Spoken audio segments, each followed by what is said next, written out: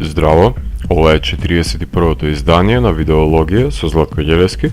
дигитален краток осврт за актуелни филмски остварувања, односно спонтана критичка анализа која е збир на први впечатоци, илустрирани со подвижни слики. На денешниот репертоар е Ready Player One на Стивен Спилберг, во кој станува збор за авантурите на Уейд, глумен од Тай Шеридан, и неговиот клан на соиграчи кои бегаат од стварноста и живеат преку аватари во имагинарните дигитални пространства на универзумот наречен Оаза, каде се е можно. Починатиот создател на Оаза им задава мисија на сите играчи во која треба да ги соберат трите скриени клучеви за да станат новите собственици на утопијата. Во научната фантастика се дава значително внимание на градењето на светот, кој сам во себе знае да содржи некакво наговестување во каква иднина се поставени фикционите човештва кои се закануваат на постоечкото од реалноста. Овој филм се одвива во Колумбус во 2045 година, во свет кој наликува на огромен дистописки отпад, во кој сите луѓе, преку нивните уреди за виртуелна реалност, се приклучуваат во ветениот имагинарен универзум, затоа што руинира све што е за руинирање на земјата. Иако надправувачките игри се ескапизам од една колоквијалност во симулакрум на истата, кога ќе се порамнат со средствата за преживување, тогаш се еквивалент на гладиаторските игри во спектаторските општества на иднината. Во нив има компетитивна потрага по скриени артефакти, збирање на финансии со кои се купува подобро оружје и оклоп, и едно мало невнимание може да го ликвидира играчот и да загуби се што стекнал. Осамениците кои живеат во утопијата знаат да го вреднуваат создаденото дело и го разбираат патењето на неговиот создавач. Иако бесконечни се творбите на имагинацијата, има некоја безбедност кога самиот човек ја креира идеалната представа за себе си и си игра со својот живот како да е трето лице. Единката се спротиставува на корпорацијата, доброто на лошото, односно херојот кој треба да се докаже, глумен од Тај Шеридан, кој подсетува на многу други мотивирани избраници на Спилберг, заедно со неговата симпатија Артемис, глумена од Оливија Кук, се спасителите на светот, не оставајќи многу простор за развивање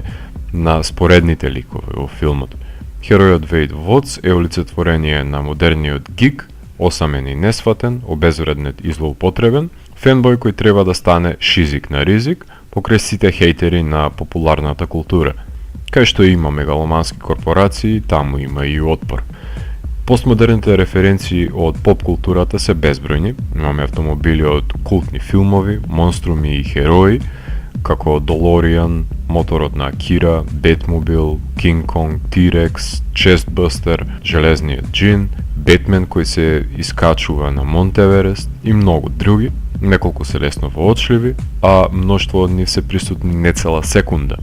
но капата мора да се симне на продуцентите на филмот кои успеале од целата таа легална лакрдија на правда за користење на ликовите, да бидат заслужни за обезбедување на можноста за нивно нужно појавување, бидејќи се составен дел од адаптираната книга на Ернст Клайн, на која се базира сценариот. Секако дека највпечатлива ми беше сцената од филмот Shining на Стенли Кјубрик, чија што визуелна естетика не се реплицира, но затоа хотелот Оверлук е одлично место за поставување на стапици за немарните играчи. Покрај очигледните хорор референции, овој филм го движат акциони сцени, зачинети со хумористични ситуации во кои се инволвирани Сајмон Пек и Ти-Џеј Милер. Хероите по откривањето на великденското јајце во играта ќе согледаат дека со славата доаѓаат лажни и користолюбиви пријатели и голем број на непријатели кои сакаат да ја поседуваат наградата на туѓиот труд. Тоа отвора прашање на довербата, затоа што секоја погрешна одлука во имагинарниот носи последици во реалниот свет. Режисерот на Jaws, E.T., Jurassic Park, Close Encounters of the Third Kind, AI, Schindler's List, Minority Report, серијалот за Индиана Джонс и многу други филмови, Стивен Спилберг пред снимањето на Ready Player One имаше плејада на лесно заборавливи и испарувачки остварувања, како The Post,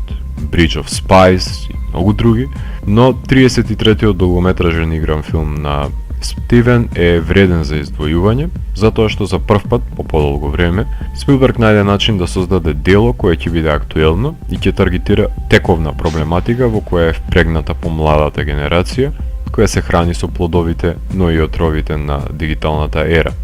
Алан Силвестри,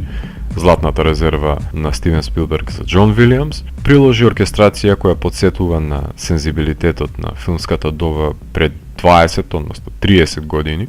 ја долови потребата на Спилберг за невиност и оптимизам, гаен од носталгијата по авантуристичките филмови, рок-н-рол и видеоигри на 80-тите, а Twisted Sister и Ван Хейлен беа само двигатели на саундтракот за експресно пристигнување во минатото, побрзи од самиот Долоријан.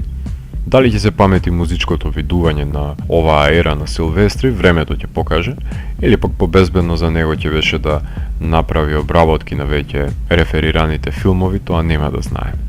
Миленикот на Вес Андерсон и Вес Кревен, продукцијскиот дизајнер Адам Стокхаусен, во соработка со одличниот кинематограф Јануш Камински, ја имаат добиена довербата од Спилберг да го збогатат филмот со визуелна неонска екстравагантност, која на моменти повеќе наликува на еден синематик од видеоигри отколку на дел од филмската уметност. Наивноста, пријателството, трагањето по иделичниот свет и одењето до него, без да се патува, кај што сните се остваруваат и се ликвидираат непријатели на појни полиња, без последици, се чинители кои се забележливи на површинскиот слој на филмот, а во самата библиотека може да заклучиме дека со архивирањето на спомените на создателот и неговите реликвии, заклучуваме дека секое уметничко дело се темели на искуствата, односно доживувањата кои оставиле длабок впечаток во сеќавањето на неговиот автор и го мотивирале да креира. По преференциите знаат да бидат одлична диверзија од главното действие, некому дури и нема да му се допадне нивната селекција, но луѓето кои фанатично не ја проучуваат популарната култура, ќе гледаат на нив како на шаренило во кое е повиена приказната за херојот, кој треба да го победи злото и спаси принцезата. Спилберг уште еднаш докажува дека е кралот на патетичните краеви на блокбастерите, со наменска конклузија дека луѓето треба да поминат подолго време во реалноста, за да се изборат за подобро утре, бидејќи кога ќе се симнат розевите очила, ќе останат само руините. Колко бегство и да се смогне надвор од реалноста, само таа преостанува за живење на крајот на денот. Ако морам да го евалуирам, тогаш Ready Player One од мене има 3,5 од 5. Доколку ви се допадна 41-то издание на дигиталната архива Видеологија, лајкувајте го видеото, споделете го и следете го каналот. Посегнете и по останатите рецензии на виртуелната полица. Ви благодарам за вниманието. Поздрав!